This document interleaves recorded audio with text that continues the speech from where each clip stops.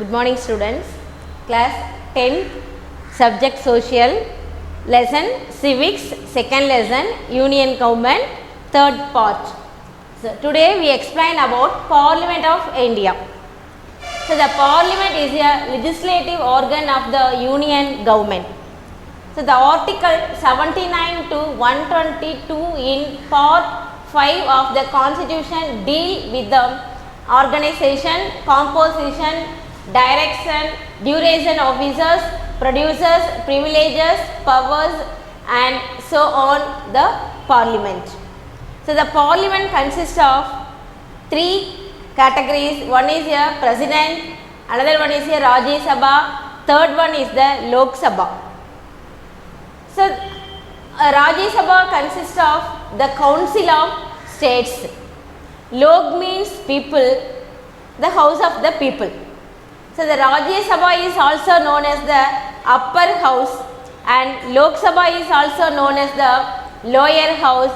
It is a bicameral legislature. இந்த parliament அப்படிங்கிறது தான் நம்மளுடைய யூனியன் கவர்மெண்ட்க்கு என்ன சொல்கிறோம் அப்படின்னா ஒரு லெஜிஸ்லேட்டிவ் ஆர்கன், முக்கியமான இந்திய அரசியல் அமைப்புக்கு மிகப்பெரிய ஒரு ஆதாரமாக இருக்கிறதுக்கு எது ஒரு காரணம்னா பார்லிமெண்ட். பிகாஸ் இந்தியாவை என்ன சொல்ற லார்ஜஸ்ட் டெமோக்ராட்டிக் கண்ட்ரி, அந்த டெமோக்ராட்டிக் கண்ட்ரியில் டெமோக்ரஸியை ஃபாலோ பண்ணுற ஒரு பெஸ்ட் ஆர்கனாக எது இருக்குது அப்படின்னு பார்த்தோமா பார்லிமெண்ட் தான் இருக்குது. ஸோ அது எதில் பார்த்தீங்களா ஆர்டிக்கல் 79லேருந்து 122 வரைக்கும் பார்த்தீங்களா அதில் பார்ட் 5 அது ஃபுல்லாக கம்ப்ளீட்டாக பார்த்தீங்களா இந்த கான்ஸ்டியூஷனை பற்றி தான் அது டீல் பண்ணியிருக்கு. அதில் என்னெல்லாம் டீல் பண்ணியிருக்கு அப்படின்னு பார்த்தீங்களா organisation, composition, duration, officers, producers, privileges, powers and so on the parliament. So நம்ம எப்படி ஒரு செக்டார்ஸை வந்து ரன் பண்ணுறது முதல் கொண்டு டைம் எவ்வளோ, எந்த ஆஃபீஸர்ஸ் அப்பாயின்மெண்ட் பண்ணுறது, ப்ரிவிலேஜஸ், பவர்ஸ் எல்லாத்தையுமே வந்து எக்ஸ்பிளைன் பண்ணுறது தான் இந்த ஆர்டிக்கல் 79லேருந்து 122 வரைக்கும் இருக்கக்கூடிய பார்ட் 5th ஒன் தான் நம்ம பார்லிமெண்ட்டை எப்படி ரன் பண்ணுறது அப்படிங்கிற எல்லா செக்டார்ஸையும் என்ன பண்ணியிருக்கு அப்படின்னா லைன் பை லைன் எக்ஸ்பிளைன் பண்ணியிருக்கு. சரி, இந்த பார்லிமெண்ட் அப்படின்னு பார்த்தீங்களா அது 3 கேட்டகரிஸாக டிவைட் பண்ணியிருக்கோம். ஒன்று வந்து the president, so president of role தனி செக்டார். செகண்ட் ஒன் என்ன அப்படின்னா லோக்சபாவுடைய செக்டார் தனியாக இண்டிபெண்ட்டாக இருக்கும். Third one Rajya Sabha. சரி, லோக்சபா, லோக்னா என்னென்னா பீப்புள், இது வந்து என்ன house of the people elect பண்ணுற மெம்பர்ஸ் தான் எங்கே இருப்பாங்க அப்படின்னா லோக்சபாவில் இருப்பாங்க. ராஜ்யசபாவில் யார் இருப்பாங்கன்னா கவுன்சில் ஆஃப் ஸ்டேட்ஸ், அந்த ஸ்டேட்டில் இருக்கக்கூடிய ஒவ்வொரு ஸ்டேட்டில் இருக்கக்கூடிய கவுன்சில் ஆஃப் மெம்பர்ஸ் அவங்க தான் எங்கே இருப்பாங்க அப்படின்னு பார்த்தீங்களா ராஜ்யசபாவில் இருப்பாங்க. சரி, இந்த ராஜ்யசபாவை என்ன சொல்கிறோம் அப்படின்னா அப்பர் ஹவுஸ் அப்படின்னு சொல்கிறோம். ஏன்னா இது ஒரு பெர்மனன்ட் பாடி, இது எப்பயுமே என்ன ஆகாது அப்படின்னா இந்த ஹவுஸ் வந்து எப்பயுமே வந்து டிசால்வ் ஆகாது, பெர்மனெண்ட்டாக எப்பயுமே இருந்துகிட்டே இருக்கும். நெக்ஸ்ட் லோக்சபா அப்படிங்கிறது என்ன சொன்னால் லோயர் ஹவுஸ் அப்படின்னு சொல்கிறோம். இதுக்கு இன்னொரு நேம் என்ன சொல்லியிருக்கோம் அப்படின்னா பைகேமரல் லெஜிஸ்லேச்சர் அப்படின்னு நம்ம இதை சொல்லும். சரி, நெக்ஸ்ட் பார்த்தீங்களா Rajya Sabha. So Rajya Sabha consist of 250 members. So 238 members represent states and the union territories elected by the method of indirect election and 12 nominated by the president according to special knowledge or practical experience in the field of literature, science, sports, art and social science. Okay, so Rajya Sabha consists of how many members? 250 members. இந்த ராஜ்யசபாவில் எவ்வளோ members இருப்பாங்க அப்படின்னு பார்த்தீங்களா 250 members இருப்பாங்க. அதில் 238 represent state and the union territories elected by the method of indirect election. Indirect election மெத்தடில் ஒவ்வொரு ஸ்டேட்டில் என்ன பண்ணியிருப்பாங்க அப்படின்னா அவங்க அந்த பர்டிகுலர் பார்ட்டி எந்த பார்ட்டி வின்னிங் பார்ட்டியோ இருக்கோ அவங்க என்ன பண்ணியிருப்பாங்க அப்படின்னா ஒவ்வொரு ஸ்டேட்டில் இருந்து ஒரு எம்பிஸை வந்து அனுப்பியிருப்பாங்க. Elected by the indirect election through electoral காலேஜில் எலெக்ட் பண்ணியிருக்க மெம்பர்ஸை என்ன பண்ணியிருப்பாங்க அப்படின்னா ராஜ்யசபாவுக்கு அனுப்பிச்சிருப்பாங்க. அந்த 238 members represent the state and the union territories elected by the method of indirect election. இவங்களே இந்த 238 மெம்பர்ஸை பீப்புள் எலெக்ட் பண்ணுறது கிடையாது. அந்தந்த ஸ்டேட்டில் இருக்கக்கூடிய எம்எல்ஏஸ் எந்த பார்ட்டி அதிகமான மெஜாரிட்டி கேரியர்ஸ் இருக்கோ அவங்களுக்கு என்ன பண்ணியிருப்பாங்க அப்படின்னா ஒரு ப்ரிப்பரேஷனல் மெத்தட், ஒரு விகிதாச்சாரத்தின் அடிப்படையில் அவங்கள என்ன பண்ணியிருப்பாங்க அப்படின்னா இவ்வளவு எம்எல்ஏஸுக்கு இல்லை இவ்வளவு எம்பிக்கு ஒரு எம்பி சீட் அப்படிங்கிற ஒரு மெத்தடில் அவங்கள என்ன பண்ணியிருப்பாங்கன்னா எலெக்ட் பண்ணி அனுப்பியிருப்பாங்க. சரி, அடுத்து நெக்ஸ்ட் பார்த்தீங்கன்னா 12 nominated by the president, special knowledge or practical experience in the field of literature, science, sports, art and social science. 12 மெம்பர்ஸை யார் நாமினேட் பண்ணியிருப்பாங்கன்னு சொல்லி பார்த்தீங்களா? பிரசிடென்ட். ஸோ பிரசிடென்ட் என்ன பண்ணியிருப்பாங்க அப்படின்னா well known person or eminent person. யார் எதுலாம் eminent பர்சனாக இருக்காங்க அப்படின்னு சொல்லி பார்த்தீங்களா? லிட்ரேச்சரில் இருக்கலாம், சோஷியல் சயின்ஸில் இருக்கலாம், சயின்ஸில் இருக்கலாம், ஸ்போர்ட்ஸில் இருக்கலாம். அந்த மாதிரி 12 நாமினேட்டட் பர்சனை அவர் என்ன பண்ணியிருப்பார் அப்படின்னா அவர் well known person or familiar பர்சனாக இருக்கணும். அவங்கள என்ன பண்ணியிருப்பாங்க அப்படின்னா அவர் நாமினேட் பண்ணி அவரை வந்து எம்பியாக அவர் என்ன பண்ணியிருப்பார் அப்படின்னா அப்பாயின்மெண்ட் பண்ணியிருப்பார். ஃபார் எக்ஸாம்பிள் பார்த்தீங்கன்னா சச்சின் டெண்டுல்கர் இவங்கெல்லாம் பார்த்தீங்களா ராஜ்யசபா எம்பி தான் நாமினேட்டட் பை த பிரசிடென்ட். என்ன பர்பஸ் அப்படின்னா அவங்க வந்து ஸ்போர்ட்ஸில் எமினன்ட் பர்சனாக இருந்த காரணத்தினால அவரை வந்து மெம்பர் ஆஃப் பார்லிமெண்ட்டாக எலெக்ட் பண்ணியிருக்காங்க. Okay, next qualification. ஒரு மெம்பர்ஸ் ஆகிறதுக்கு, ராஜ்யசபா மெம்பர்ஸ் ஆகிறதுக்கு என்னெல்லாம் qualification? First one, he should be a citizen of India. Second point, he should not be less than 30 years of age. Third, he should not hold any office of profit under any government. Fourth, he should be a person with sound mind and monetarily solvent. Fifth one, he should not be the member of Lok Sabha or any other legislature. First one, qualification, he should be a citizen of India. இந்திய குடிமகனா கண்டிப்பாக இருக்கணும். Second point, he should not be less than 30 years of age. Age 30 இயர்ஸுக்கு குறையாமல் கண்டிப்பாக இருக்கணும். 30 இயர்ஸுக்கு மேலே தான் அவங்க இருக்கணும். அவங்கள தான் என்ன பண்ணியிருப்பாங்க அப்படின்னா இந்த ராஜ்யசபா எம்பியாக எலெக்ட் பண்ணுவாங்க. Third one, he should not hold any office of profit under any government. ஒரு கவர்மெண்ட்லேயோ கவர்மெண்ட் செக்டார்ஸ் சம்மந்தப்பட்ட எதுலையோ என்ன பண்ணிக்கக்கூடாது, வேலையிலையோ இல்லை வேறு ஒரு கவர்மெண்ட் செக்டர் மூலமாக ஏதாவது ஒரு மணியோ அந்த மாதிரி மணி தரக்கூடிய ஒரு ஆர்கன்ஸ்லையோ நம்ம கண்டிப்பாக வேலையில் இருக்கக்கூடாது. Fourth point, he should be a person with sound mind and monetarily solvent. எந்த விதமான ஒரு உடல் உடம்பும் இல்லாமல் ஒரு மானிட்டர்லி சால்வெண்ட் அப்படின்னா நம்ம என்ன பண்ணியிருக்கக்கூடாது அப்படின்னா கவர்மெண்ட்டுக்கோ இல்லை மற்ற செக்டார்ஸுக்கோ ஏதாவது பணம் வாங்கிட்டு அந்த பணத்தை வந்து செலுத்த முடியாமல் கோர்ட்டு மூலமாக நம்ம வந்து அதாவது சால்வெண்ட் அதாவது எதை சொல்லுவாங்க அப்படின்னா பணம் கட்ட முடியல அப்படின்னா கவர்மெண்ட்க்கு என்ன பண்ணியிருப்பான் அப்படின்னா இவங்களால பணம் கட்ட முடியல அப்படின்னு சொல்லிட்டு ஒரு நோட்டீஸ் இஷ்யூ பண்ணியிருப்பாங்க. அந்த மாதிரி எந்த விதமான ஒரு பேட் இம்ப்ரெஷனும் நம்ம மேலே இருக்கக்கூடாது. அது மாதிரி கோர்ட்டினுடைய எந்த விதமான ஒரு சால்வென்சி நோட்டீஸ் நம்ம என்ன பண்ணியிருக்கக்கூடாது அப்படின்னா வாங்கியிருக்கக்கூடாது. யாருன்னா இந்த மெம்பர்ஸ் ஆஃப் த ராஜ்யசபாவுக்கு எலெக்ட் ஆகிறோம் அப்படின்னு சொன்னால் கோர்ட்டோ இல்லை மற்ற நிறுவனங்களுக்கோ நம்ம பணம் தர முடியாமல் என்ன இருக்கக்கூடாதுன்னா திவாலா இருக்கக்கூடாது அப்படிங்கிற அந்த பாயிண்ட் தான். Next, he should not be the member of Lok Sabha or any other legislature. நம்ம கண்டிப்பாக வந்து லோக்சபாவில் எம்பியாகவோ எம்எல்ஏ நின்று பீப்புள் வந்து நம்மளை எலெக்ட் பண்ணின மெம்பர்ஸாக இருக்கக்கூடாது. இது வந்து த்ரூ இன்டைரக்ட் எலெக்ஷன் அந்த ஸ்டேட்டு தான் வந்து எலெக்ட் பண்ணி என்ன பண்ணியிருக்கணும் அப்படின்னா ஸ்டேட்டில் இருக்கக்கூடிய மெம்பர்ஸ் ஆஃப் எம்எல்ஏஸ் தான் மெம்பர் ஆஃப் லெஜிஸ்லேச்சர் அவங்க தான் இவங்களை ரெப்ரசன்ட் பண்ணி அனுப்பியிருக்கணும். பீப்புள் வந்து எலெக்ட் பண்ணி ராஜ்யசபா எம்பியை வந்து அனுப்பக்கூடாது. Okay, next one, term of house. So it is a permanent house and it cannot be dissolved. The term of years 6 years. So 1/3 of the members retired every 2 years and new members fill the vacant seat. So the vice president is the ex officio chairperson. Deputy chairperson is the elected by the members of the Rajya Sabha. So next topic, term of house. This is a permanent house. இது எப்பயுமே நிலையாக இருக்கும். This is a permanent house and it cannot be dissolved. இது எந்த ஒரு சுச்சுவேஷன்லையும் இது என்ன பண்ண முடியாது அப்படின்னா யாராலையும் டிசால்வ் பண்ண முடியாது.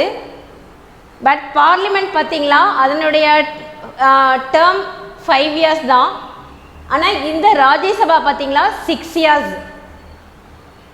ஸோ இதில் பார்த்தீங்கன்னா 1/3 of the member retire every 2 years. ஒவ்வொரு 2 வருஷத்துக்கு ஒரு முறை என்ன பண்ணியிருப்பாங்க அப்படின்னா இந்த டோட்டல் 250 மெம்பர்ஸில் 1/3 ஆஃப் த மெம்பர்ஸ் ரிட்டையர் ஆகிருப்பாங்க. ஸோ அந்த இடத்த திருப்பி என்ன பண்ணியிருப்பாங்க அப்படின்னா நியூ மெம்பர்ஸ் வந்து ஃபில் பண்ணிடுவாங்க. ஸோ அதனால தான் இது எப்படி இருக்குது அப்படின்னா பர்மனெண்ட் ஹவுஸாக இருக்குது அப்படின்னு சொல்லுவோம். ஸோ இது எந்த சுச்சுவேஷன்லையுமே இந்த ராஜ்யசபா என்ன பண்ணாது அப்படின்னா டிசால்வ் ஆகவே ஆகாது. ஸோ இதுக்கு யார் வந்து ஸ்பீக்கர் ஆஃப் த ராஜ்யசபா யார் அப்படின்னா வைஸ் பிரசிடென்ட் தான். So vice president is the ex officio chairperson. சரி, நெக்ஸ்ட் டெபுட்டி சேர்பர்சன் இருப்பாங்க இல்லையா?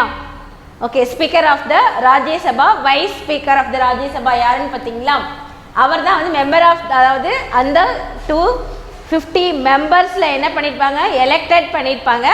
அந்த எலெக்டட் மெம்பர் தான் யாராக இருப்பாங்க அப்படின்னு சொன்னால் டெபுட்டி சேர்பர்சனாக இருப்பார். Okay, election. Next topic is the election. The state legislative assemblies in accordance with the system of proportional representation by means of single transferable vote. So இது என்ன எலெக்ஷன் அப்படின்னு பார்த்தீங்களா? ஸ்டேட் லெஜிஸ்லேட்டிவ் அசம்பிளிஸ், ஒவ்வொரு ஸ்டேட்டில் இருக்கக்கூடிய legislative assemblies அந்த ஸ்டேட்டில் யார் அதிகமான சீட் வாங்கியிருக்காங்களோ, யார் வந்து மெம்பர் ஆஃப் பார்லிமெண்ட் வாங்கியிருக்காங்களோ அதனுடைய விகிதாச்சாரத்தின் அடிப்படையில் என்ன பண்ணியிருப்பாங்க அப்படின்னா இந்த மெம்பர் ஆஃப் பார்லிமெண்ட் வந்து எலெக்ட் பண்ணியிருப்பாங்க. ஓகே, ஃபார் எக்ஸாம்பிள் பார்த்தீங்களா 6 எம்எல்ஏ சீட் வந்து கெயின் பண்ணியிருந்தாங்களா அவங்களுக்கு ஒரு எம்பி சீட் இருக்கும். இது ஃபார் எக்ஸாம்பிள் தான், அக்யூரேட் கிடையாது. சரி, நெக்ஸ்ட் பார்த்தீங்களா ஃபங்க்ஷன்ஸ். இதனுடைய ஃபங்க்ஷன் என்ன, ராஜ்யசபாவினுடைய வேலைகள் என்ன அப்படின்னு சொல்லி பார்க்குறோம். Any bill needs to get approved by the Rajya Sabha. So எந்த ஒரு பில் எக்ஸப்ட் மணி பில், அந்த மணி பில் தவிர மீதி எல்லா பில்லுமே ராஜ்யசபாவிலையும் என்ன பண்ணியிருக்கணும் அப்படின்னா approval வாங்கியிருக்கணும்.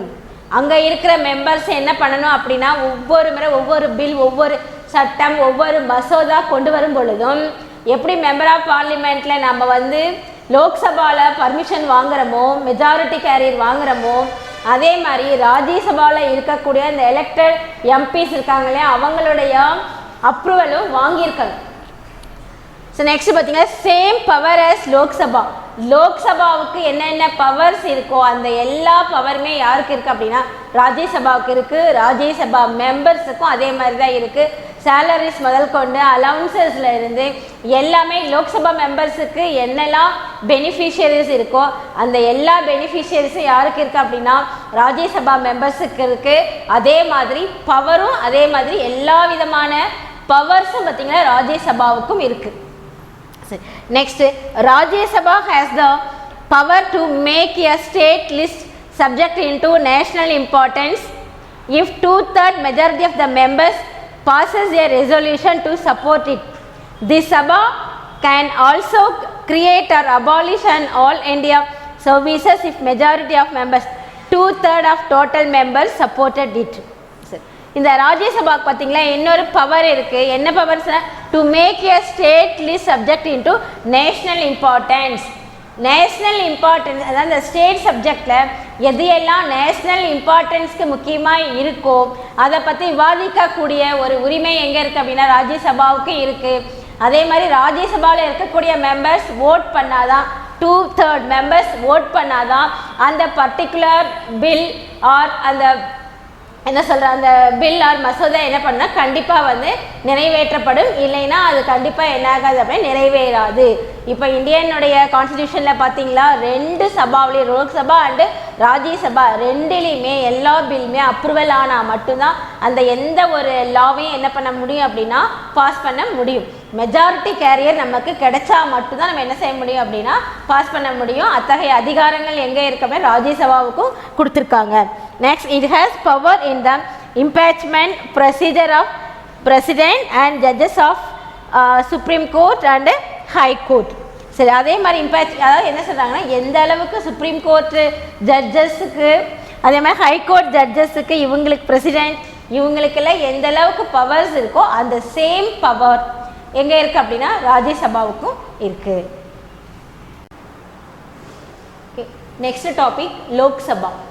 is a popular house of Indian Parliament and contain elected representative of the people. இந்த லோக்சபாவை தான் என்ன சொல்கிறோம் அப்படின்னா பாப்புலர் ஹவுஸ், ரொம்ப ரொம்ப ஒரு இம்பார்ட்டண்ட் ஹவுஸ் அப்படின்னு சொல்கிறோம். இது யார்? Elected representative of the people.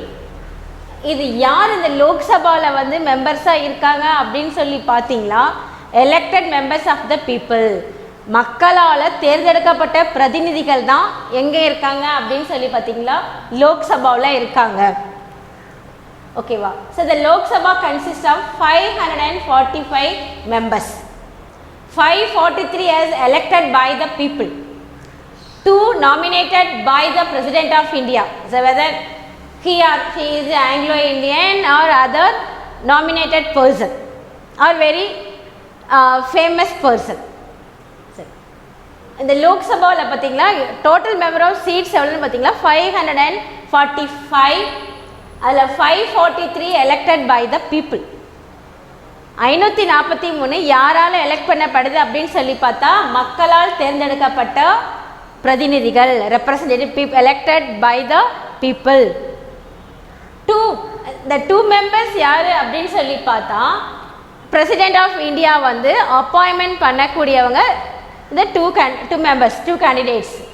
அது யாராக இருப்பாங்க அப்படின்னு பார்த்தீங்களா? ஒருத்தர் வந்து ஆங்கிலோ இந்தியனை ரெப்ரசன்ட் பண்ணியிருப்பார், இன்னொருத்தர் யாராவது ஒரு eminent person, just like that அவங்க லிட்ரேச்சரில் இம்பார்ட்டண்ட்டான பர்சனாக இருக்கலாம், சோசியல் சயின்ஸில் இருக்கலாம், சயின்ஸில் இருக்கலாம், அண்ட் அதர் ஸ்போர்ட்ஸ் பர்சன் யாராக வேணால் இருக்கலாம். ஓகேவா? ஸோ டு யூ அண்டர்ஸ்டாண்ட்மா how many members of the parliament? 545. 543 as elected by the people and 2 members elected by the president. 2 members are nominated by the president. Okay, next what are the qualifications we needed for the members of the Lok Sabha? He should be a citizen of India. இந்திய குடிமகனாக இருக்கணும். Second, he should not be less than 25 years. 25 years 25 வயதிற்கு கீழே இருக்கக்கூடாது.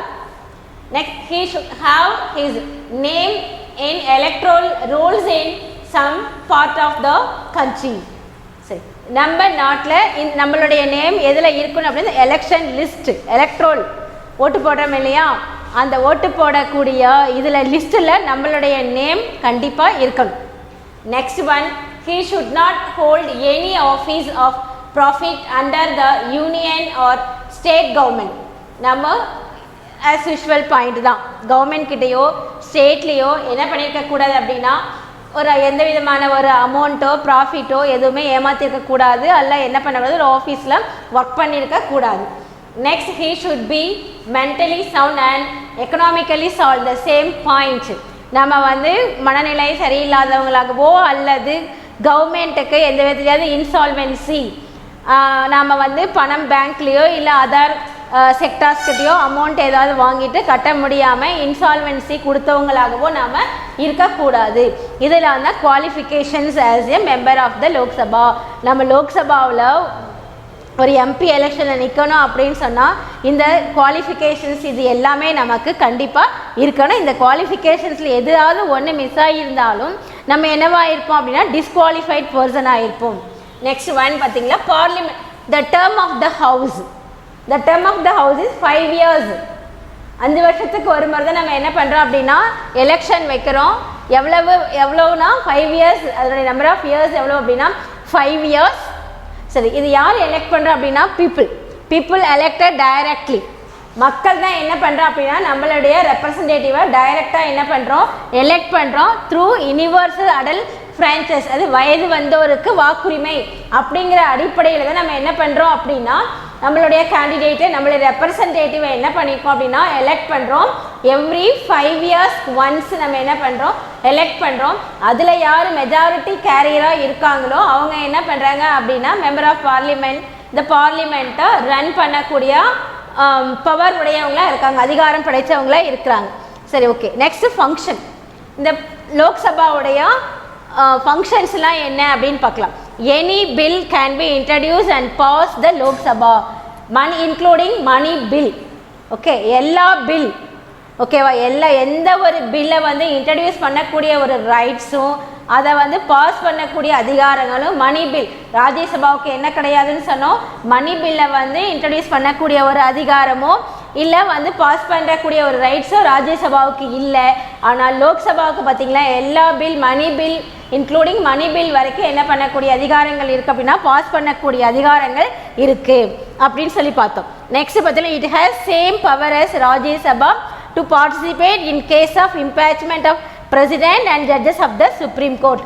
ராஜ்யசபாவுக்கு என்னெல்லாம் அதிகாரங்கள் என்னெல்லாம் rights இருக்கும் அந்த சேம் ரைட்ஸ் எங்கே இருக்குது அப்படின்னா லோக்சபாவுக்கு இருக்குது. Next it has equal power as Rajya Sabha in passing any bill for constitutional amendment. Constitution அமெண்ட்மெண்ட்டில் எந்த ஒரு பில் பாஸ் பண்ணக்கூடிய ரைட்ஸ் லோக்சபாவுக்கு இருக்குது, அதே மாதிரி ராஜ்யசபாவுக்கு இருக்குது. Next the Lok Sabha members have the power to elect the president, vice president. இந்த லோக்சபா மெம்பர்ஸ் என்ன பண்ணலாம் அப்படின்னா வைஸ் பிரசிடென்ட்டையும் த்ரூ எலக்ட்ரல் காலேஜ் மூலமாக எலெக்ட் பண்ணக்கூடிய ரைட்ஸ் யாருக்கு இருக்குது அப்படின்னா இந்த மெம்பர் ஆஃப் பார்லிமெண்ட் லோக்சபா பீப்புளுக்கு வந்து இருக்குது. இது வந்து என்னென்னா பிரசிடென்ட்டையோ வைஸ் பிரசிடென்ட்டையோ பீப்புள் டைரெக்டாக எலெக்ட் பண்ணவே முடியாது அப்படின்னு சொல்லி பார்க்கணும். சரி, நெக்ஸ்ட் பார்த்தீங்கன்னா இந்த டேர்ம் ஆஃப் த ஹவுஸ் பார்த்தோம் இல்லையா, 5 years அப்படின்னு சொல்லி பார்த்தோம் இல்லையா. ஒவ்வொரு முறை இந்த ஹவுஸ் பார்லிமெண்ட்டை பார்த்தீங்களா வருஷத்துக்கு 3 times என்ன பண்ணியிருப்பாங்க அப்படின்னா அந்த பார்லிமெண்ட்டை வந்து கண்டக்ட் பண்ணுவாங்க. எந்தெந்த செஷனில் வந்து கண்டக்ட் பண்ணுவாங்க அப்படின்னு சொல்லி பார்த்தீங்களா பிப்ரவரி டு மே. இந்த பிப்ரவரி டு மே பார்த்தீங்களா பட்ஜெட் ப்ரெசென்ட் பண்ணுறதுக்காக என்ன பண்ணுவாங்க அப்படின்னா பார்லிமெண்ட்டை வந்து கண்டிப்பாக எல்லாத்தையும் வந்து பார்லிமெண்ட் தொடரை வந்து நடத்துவாங்க. நெக்ஸ்ட் பார்த்தீங்கன்னா monsoon session July to September. 3rd session consist of November to December. இது வந்து வின்டர் சீசன் மழைக்கால கூட்டத்தொடர் அப்படின்னு சொல்கிறோம். இந்த பட்ஜெட் செஷன் அப்படின்னா பிப்ரவரியில் கண்டிப்பாக என்ன பண்ணுறாங்க பட்ஜெட் வந்து ப்ரெசென்ட் பண்ணுறாங்க. அந்த பட்ஜெட் ப்ரெசென்ட் பண்ணதுக்கப்புறம் அந்த பட்ஜெட்டை பற்றி வந்து விவாதிக்கிறதுக்கும் அதில் இருக்கக்கூடியதை வந்து கரெக்டாக இருக்கா இல்லை சில இடங்களில் ஏதாவது மிஸ்டேக்ஸோ இல்லை மக்களுக்கு வந்து இது சரி வராது அப்படிங்கிற சுச்சுவேஷனில் சேஞ்ச் பண்ணக்கூடிய ரைட்ஸுக்காக தான் என்ன பண்ணுறாங்க பிப்ரவரி டு மே அந்த டைமில் பட்ஜெட் செஷன் வந்து கண்டிப்பாக பார்லிமெண்ட்டில் என்ன பண்ணுறாங்க கண்டக்ட் பண்ணுறாங்க. நெக்ஸ்ட்டு வந்து மான்சூன். இது வந்து என்னென்னா அந்த கோடைக்காலம் அந்த டைமில் மான்சூன் செஷன் அப்படிங்கிறது ஜூலைலேருந்து செப்டம்பர் வரைக்கும் என்ன பண்ணுவாங்க கண்டக்ட் பண்ணுவாங்க. அப்போ வந்து வேறு நிறைய விவாதங்களை பற்றி அந்த கூட்டத்தொடரில் நடக்கும். நெக்ஸ்ட்டு பார்த்திங்களா வின்டர் செஷன் எப்படின்னா நவம்பர் டிசம்பர். சரி, ஓகே. இது எல்லாத்தையுமே பார்த்தீங்களா இப்போ நம்ம ராஜ்யசபாவை பார்த்தோம். ராஜ்யசபாவில் வந்து யார் ஸ்பீக்கர் அப்படின்னு சொல்லி பார்த்தோன்னா பிரசிடென்ட் அதாவது வைஸ் பிரசிடென்ட் தான் எக்ஸ் ஆஃபீஸியோ சேர்மன் ஆஃப் த ராஜ்யசபான்னு பார்த்தோம். ஆனால் இங்கே லோக்சபாவுக்கு ஸ்பீக்கர் யார் அப்படின்னா அந்த நம்ம வந்து புதுசாக எலெக்ட் பண்ணி அந்த பார்லிமெண்ட் கூட்டத்தொடர் நடக்கிற வரைக்கும் யார் அப்படின்னா ஓல்டு ஸ்பீக்கர் தான் இருப்பார். அதுக்கப்புறம் நியூ ஸ்பீக்கரை வந்து யார் எலெக்ட் பண்ணுவாங்க அப்படின்னா மெம்பர் ஆஃப் த பார்லிமெண்ட். இந்த மெம்பர் ஆஃப் பார்லிமெண்ட் தான் என்ன பண்ணுவாங்க அப்படின்னா நியூ ஸ்பீக்கரை எலெக்ட் பண்ணுவாங்க. அவர் எலெக்ட் பண்ணதுக்கப்புறம் த்ரூ எலக்ட்ரல் காலேஜ் தான் அந்த மாதிரி எலெக்ட் பண்ணி முடிச்சதுக்கு அப்புறம் அவர் யார் ஸ்பீக்கராக வந்து அப்பாயின்மெண்ட் ஆகுறாரோ அந்த ஸ்பீக்கருக்கு பார்த்திங்கன்னா டெமோக்ராட்டிக் கண்ட்ரியில் மிகப்பெரிய ஒரு ரோல் இருக்குது. அவர் எப்படி இருக்கணும் அப்படின்னா எந்த ஒரு கட்சியும் சாராமல் எல்லாத்துக்குமே என்ன பண்ணக்கூடியனா ஒரு வளைஞ்சு கொடுக்கக்கூடிய ஒருவராக தான் அந்த ஸ்பீக்கர் இருக்கணும். ஸோ இந்த நம்மள டெமோக்ராட்டிக் கண்ட்ரியில் பார்த்திங்களா ரொம்ப ரொம்ப வெரி வெரி இம்பார்ட்டன்ட் ரோல் யாருக்கு அப்படின்னா ஸ்பீக்கர் ஆஃப் த பார்லிமெண்ட்டுக்கு தான் வந்து இம்பார்ட்டன்ட் ரோல் அவங்களுக்கு தான் இருக்குது. அதே மாதிரி ஒரு செஷனை வந்து நடத்துறதுக்கும் இல்லை வந்து அர்ஜென்ட் பண்ணுறதுக்கும் எல்லா விதமான ரைட்ஸும் அவங்களுக்கு தான் இருக்குது. ஒரு பில் பாஸ் பண்ணக்கூடியது எல்லாமே அவங்க என்ன பண்ணலாம் அப்படின்னா ஒரு மெம்பர் ஆஃப் பார்லிமெண்ட்டை வந்து சரியில்லை அப்படின்னா அந்த அந்த செஷனை வந்து கம்ப்ளீட்டாக டிசால்வ் பண்ணக்கூடியது ஒத்தி வைக்கக்கூடிய எல்லா விதமான அதிகாரங்களும் யாருக்கு இருக்குது அப்படின்னு சொன்னால் ஸ்பீக்கருக்கு தான் வந்து இருக்குது அப்படின்னு சொல்லி பார்த்தோம். இப்போ தமிழ்நாட்டில் பார்த்தீங்கன்னா ராஜ்யசபா சீட் வந்து எவ்வளவு seat total member of Rajya Sabha seat எவ்வளோ இருக்குது அப்படின்னு சொல்லி பார்த்தீங்கன்னா 18 seats தான் இருக்குது. Okay, thank you students.